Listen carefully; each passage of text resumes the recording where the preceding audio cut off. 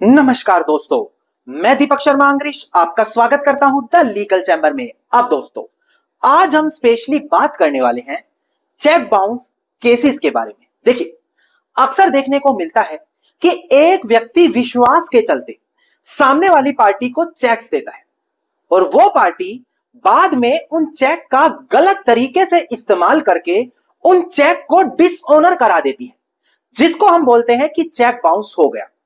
उसके बाद जिस व्यक्ति के वो चेक होते हैं उसको सबसे पहले क्रिमिनल केस फेस करना पड़ता है, जमानत लेनी पड़ती है, बाद में सजा भी होती है और जितना अमाउंट चेक के अंदर लिखा गया था उसका दोगुना अमाउंट तक देना पड़ जाता है। यानी कि चेक एक इंसान अपना कर्जा डेब्ट खत्म करने के लिए देता है और वही उल्टा उसके लिए सरदर्द बन जाता है। नाउ, अगर मैं आज आपको बोलूं कि चेक बाउंस होने के बाद भी आपके खिलाफ केस नहीं हो सकता, जी हां, चेक बाउंस करा भी दिया गया, आप ही का चेक था, आपको नोटिस भी आ गया, तब भी आपके खिलाफ कोर्ट केस नहीं होगा। और मान लेते हैं अगर कोर्ट केस कर भी दिया तो इस वीडियो को अगर आप ध्यान से देखते हैं तो चेक बाउंस का केस आप बड़ी आसानी से खत्म करा सकते हैं, यानी कि अपने फेवर में ला सकते हैं। वो कैसे होगा? वीडियो में जो फैक्ट्स बताए गए हैं बस उन पर आपको ध्यान देना है और वही तरीका अपने केस पर लगाना है। नाउ, अगर आप लोगों को हमारी ये वीडियो अच्छी लगती है ना, हमारी तरफ से किए गए एफर्ट्स अच्छे लगते हैं, तो मेरा आप लोगों से अनुरोध है इस वीडियो को लाइक जरूर करें, ज्यादा से ज्यादा शेयर जरूर करें और अपना वैल्यूएबल कमेंट सेक्शन में जरूर लिखें। तो चलिए दोस्तों, अब आज की इस वीडियो को हम ज्यादा लंबा ना करते हुए आज की इस वीडियो को स्टार्ट करते हैं।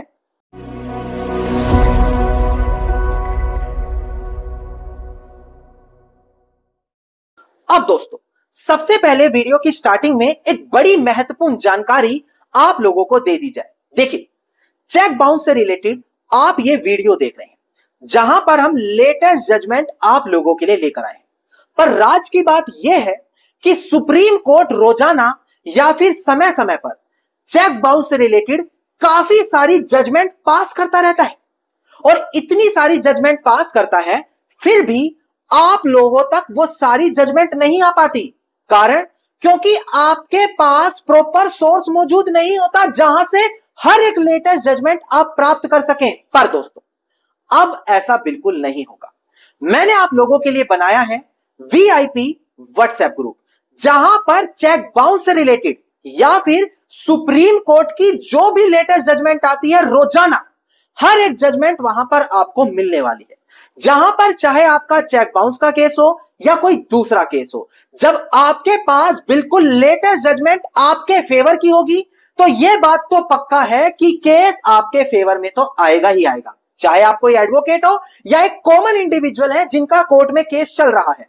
अगर आपके पास लेटेस्ट जजमेंट है तो यह बात आप जानते हैं कि केस आप जीतने वाले हैं। इस वीआईपी व्हाट्सएप ग्रुप में हर एक लेटेस्ट जजमेंट, उस जजमेंट की कॉपी, सिंपल लैंग्वेज में एक्सप्लेन, ये सारी चीजें वहां पर आपको मिलने वाली है। अगर आप वीआईपी व्हाट्सएप ग्रुप ज्वाइन करना चाहते हैं तो मात्र 999 रुपए आपको देने हैं और पूरे 1 साल तक ये सारी चीजें आपको बिल्कुल फ्री मिलने वाली है। अगर आप वीआईपी व्हाट्सएप ग्रुप ज्वाइन करना चाहते हैं तो वीडियो के डिस्क्रिप्शन में नंबर दिया है, वहां पर कनेक्ट होकर वीआईपी व्हाट्सएप ग्रुप आप ज्वाइन कर सकते हैं। अब हम बढ़ते हैं अपनी आज की इस वीडियो की ओर। देखिए, हम बात कर रहे हैं चेक बाउंस के बारे में। अगर आप नेगोशिएबल इंस्ट्रूमेंट एक्ट का सेक्शन 138 देखते हैं तो वो चेक डिसऑनर के बारे में बताता है कि जैसे ही अगर किसी व्यक्ति ने आपको कोई चेक दिया था जिसके तहत जो उसके ऊपर कर्जा था वो उसको खत्म करना चाहता था, जैसे ही आपने वो चेक बैंक में दिया और बैंक ने इनसफिशिएंट फंड होने के कारण उसको वापस लौटा दिया, तो वो चेक डिसऑनर कहलाता है, जिसको आप बोलते हैं कि चेक बाउंस हो गया है। नाउ, चेक डिसऑनर होने के बाद एक बेसिक सा कानून है कि 30 दिनों के अंदर आपको सामने वाली पार्टी को नोटिस भेजना अनिवार्य है। नोटिस भेजने के बाद उनको 15 दिनों का समय दिया जाता है कि या तो वो हमारे पैसे वापस कर दे या इस नोटिस का जवाब दे दे। 15 दिनों के बाद आपको दोबारा से 30 दिनों का समय मिलता है ताकि आप कोर्ट में जाकर उस व्यक्ति के खिलाफ चेक डिसऑनर का कोर्ट केस फाइल कर दें। नाउ, चेक डिसऑनर के केस में सामने वाले व्यक्ति को सजा तक हो सकती है 3 सालों तक की, या फिर उसको जितना चेक का अमाउंट है उसका डबल अमाउंट तक देना पड़ जाता है। यह आमतौर पर देखने को मिलता है चेक बाउंस के केसेस में। अब चेक बाउंस के केसेस में एक चीज बड़ी कॉमन होती है कि सामने वाली पार्टी के पास कोई कारण होता है कि इसने मुझसे पैसे उधार लिए थे, मुझसे ये सामान खरीदा था, बदले में चेक दे दिया था, या मेरा कोई पुराना कर्जा चुकाना था, उसके बदले में चेक दिया था, और ये कारण बताकर उस चेक को बाउंस कराया जाता है। पर यहां पर एक बिल्कुल लेटेस्ट जजमेंट आई है। साफ बोला गया कि जिस भी कारण से आपको चेक दिए गए हैं, अगर वो कारण कानून की नजर में इल्लीगल है तो उस कारण के चलते चेक बाउंस के केसेस में राहत नहीं मिलेगी। उदाहरण के तौर पर अगर किसी व्यक्ति ने कोई सट्टा खेला था, पैसे हार गया, पैसे नहीं थे, चेक दे दिया, तो ऐसी कंडीशन में भले ही चेक बाउंस करा दिया जाए, पर सट्टा खेलना हमारे भारत में इल्लीगल है, गैम्बलिंग इल्लीगल है, तो उस पैसे को रिकवर करने के लिए आप चेक बाउंस का केस फाइल नहीं कर सकते। सट्टा खेलना यानी कि गैम्बलिंग सिर्फ एक उदाहरण है। कोई भी ऐसा कारण अगर आपके पास है जो कानूनी रूप से अमान्य है, जहां पर कानून उसको अवैध ठहराता है और उसके चलते चेक इशू हुए हैं और चेक बाउंस हो गया है, तो वहां पर चेक बाउंस का केस मेंटेनेबल नहीं होगा। अब वो आप लोगों को देखना है कि आपके केस के फैक्ट्स क्या कह रहे हैं, क्या उनके पीछे कोई ऐसा कारण बन रहा है जो कानून में अमान्य हो, तो आप भी उस रीजन को हाईलाइट करके वो चेक बाउंस का केस कानूनी रूप से अवैध ठहरा सकते हैं। अब बिल्कुल लेटेस्ट जजमेंट आई है जहां पर यही सिनेरियो देखने को मिला। डिस्प्ले पर देखकर ध्यान दें, मैं केस टाइटल आपको क्लियर करूं। देखिएगा दोस्तों, डिस्प्ले पर देखिएगा, केस टाइटल है श्रीमती अनुपमा बिस्वाल, जो यहां पर पिटिशनर है, versus state of Odisha and others, जो यहां पर रिस्पोंडेंट है।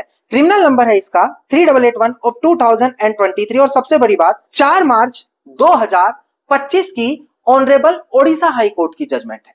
यानी कि बिल्कुल लेटेस्ट जजमेंट मैं आप लोगों के लिए यहां पर लेकर आया हूं, जिसका रेफरेंस आप केस में दे सकते हैं और केस को अपने फेवर में करा सकते हैं। और चेक बाउंस से रिलेटेड हर एक लेटेस्ट जजमेंट पाने के लिए घर बैठे वीआईपी व्हाट्सएप ग्रुप को जरूर ज्वाइन करें। नाउ डिस्प्ले पर देखकर ध्यान दें कि इस केस में आखिरकार हुआ क्या।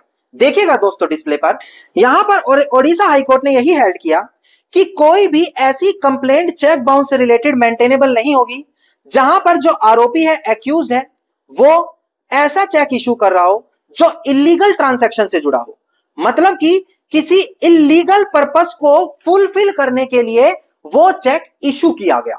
गैम्बलिंग, जैसे कि प्रेजेंट केस में क्या हुआ, किसी गवर्नमेंट डिपार्टमेंट में सरकारी जॉब लगवाने के लिए पैसे लिए गए थे, जॉब नहीं लगी, पैसे रिकवर कराने के लिए चेक ले लिया गया, बाद में चेक बाउंस हुआ। पर क्या पैसे लेके नौकरी लगवाना कानूनी है? जी नहीं, नहीं है। तो इसी वजह से ये चेक बाउंस का केस मेंटेनेबल नहीं ठहराया गया। इससे रिलेटेड और भी जजमेंट है, ऐसा नहीं सिर्फ ये एक जजमेंट है।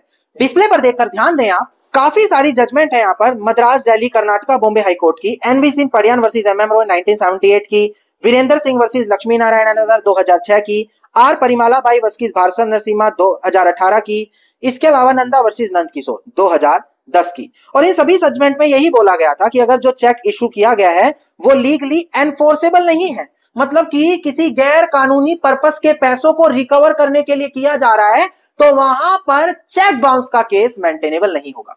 अब आप लोग सोचेंगे, सर इतनी सारी जजमेंट लीगल चैंबर लाता कहां से है? वीआईपी व्हाट्सएप ग्रुप आप खुद ज्वाइन करें, आपको पता लगेगा हर एक लेटेस्ट जजमेंट आपके टॉपिक से रिलेटेड वहां पर आपको मिलने वाली है। तो उम्मीद करता हूं आज की वीडियो आपको अच्छी लगी होगी। अगर वीडियो में बताई गई जजमेंट आपको चाहिए तो वीडियो के डिस्क्रिप्शन में नंबर है, वहां पर कनेक्ट करके आप हमसे जजमेंट की कॉपी भी ले सकते हैं।